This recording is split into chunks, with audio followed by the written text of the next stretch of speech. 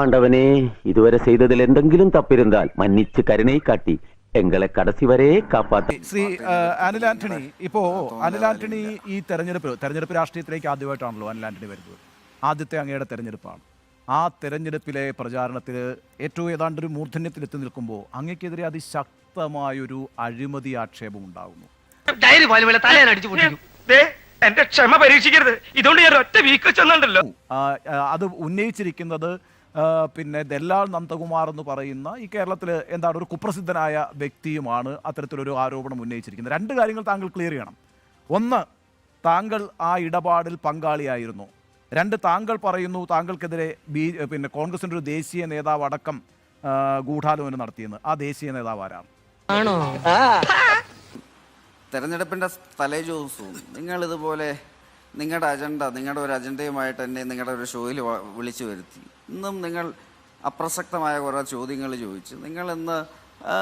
ഇന്ന് നിങ്ങൾക്ക് വളരെ വ്യക്തമായിട്ടറിയാം, അനിൽ ആന്റണിയെ ജനങ്ങൾ ഈ മണ്ഡലത്തിൽ വളരെ വ്യക്തമായി അക്സെപ്റ്റ് ചെയ്ത് കഴിഞ്ഞു.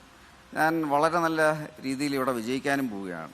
സമൂഹത്തിൽ ഒരു ക്രെഡിബിലിറ്റിയും ഇല്ലാത്ത ഒരാൾ 15 വർഷത്തിന് മുമ്പ് നടന്നു എന്നുള്ളൊരു കാര്യം ഇലക്ഷന് മുമ്പ് 15 ദിവസം മുമ്പ് അദ്ദേഹം വന്ന് പറയുന്നു. അതിനൊന്നുമില്ല. എന്നിട്ട് നിങ്ങളുടെയൊക്കെ ചാനലിൽ തന്നെയാണ് വലിയ ബ്രേക്കിംഗ് ന്യൂസൊക്കെ ആയിട്ട് വിഷുവിൻ്റെ അന്ന് അയാൾ പ്രൂഫ് നടത്തും, ഇതാണെന്നൊക്കെ പറഞ്ഞ് അതൊന്നും നടന്നില്ല. ഞാനൊരു പൂശട്ടെ, അതുകൊണ്ട് ഒരു പ്രയോജനമില്ല. ഇല്ലാത്തവരുടെ ആരോപണം പോലെയല്ല. എനിക്കെതിരെയുള്ള 2 സ്ഥാനാർത്ഥികൾക്കെതിരെയും ഇപ്പം ശ്രീ തോമസ് ഐസക് ED അന്വേഷണത്തിലാണ്. കേസിലെല്ലാം 9 പ്രാവശ്യം അയാൾ സമൻസിനൊന്നും പോകാത്തൊരു വ്യക്തിയാണ്. മറ്റൊരു വ്യക്തി അദ്ദേഹത്തിൻ്റെ 2 ചേട്ടനും അനിയനും കുടുംബവും എല്ലാം ഇവിടുത്തെ പല സഹകരണ ബാങ്കിലും അതിൻ്റെ തകർച്ചയ്ക്ക് കാരണക്കാരായി. ദൈവമേ, മൂർഖനെയാണല്ലോ ചവിട്ടിയത്.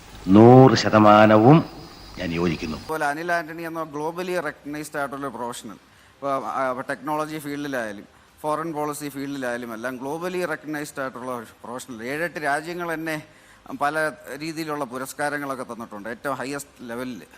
അങ്ങനെയുള്ളൊരു പ്രൊഫഷണലിനെ നിങ്ങൾക്ക് ആന്റണിയുടെ മകനെന്നല്ലാതെ മറ്റൊരു രീതിയിൽ കാണത്തില്ല. കാര്യം നിങ്ങളുടെ ഓരോ പ്രശ്നങ്ങളാണ്.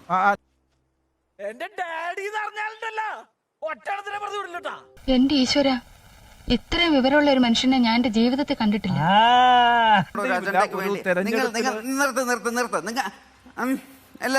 എനിക്ക് നന്നായിട്ടറിയാം.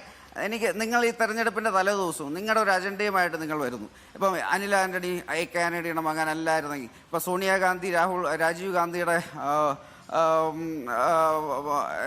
ഗാന്ധിയുടെ ഭാര്യ അല്ലായിരുന്നെങ്കിൽ എൻ്റെ അനിൽ ആന്റണിയുടെ 1000-1 ക്വാളിഫിക്കേഷൻ പോലും അവർക്കില്ല. പക്ഷെ ഞാൻ അത് കാരണം നിങ്ങൾ കൂടുതൽ നിങ്ങളുടെ അജണ്ടയുമായിട്ട് മുന്നോട്ട് പോകാൻ മര്യാദയ്ക്ക് 1-2 ചോദ്യം ചോദിക്കാണ്ടെങ്കിൽ നിങ്ങൾക്ക് ചോദിക്കുക. അല്ലെങ്കിൽ അത് സൈലന്റ് ക്യാമ്പയിൻ്റെ ലാസ്റ്റ് ദിവസമാണ്. എനിക്കതിന് സമയമില്ല. ഇതുപോലെ ഇന്റലിജന്റ് ആയിട്ടുള്ള ആൾക്കാർ ഇന്ത്യയിലുണ്ടോ? നാണപ്പൻ പഞ്ചായത്ത് മെമ്പർ. നിങ്ങൾ നിങ്ങളുടെ അജണ്ടയുമായിട്ട് ലാസ്റ്റ് എനിക്ക് സമയമില്ല. മോനെ, നീ ഇവിടെ ഒന്നും ജനിക്കേണ്ടവനല്ല. പിന്നെ നീ ജനിക്കേണ്ടവനേ അല്ല. വളരെ വ്യക്തമായി പറഞ്ഞല്ലോ. ഇതിനു മുമ്പ് കുറച്ച് CPM എൻ്റെ അടുത്ത് ഇങ്ങനെ ബഹളം ഉണ്ടാക്കാതെ ഞാൻ പറയുന്നതെന്ന് കേൾക്കുക. എനിക്ക് തന്നെ സമയമില്ല. ഇയാളുടെ അടുത്ത് സംസാരിക്കാൻ എനിക്ക് സമയമില്ല.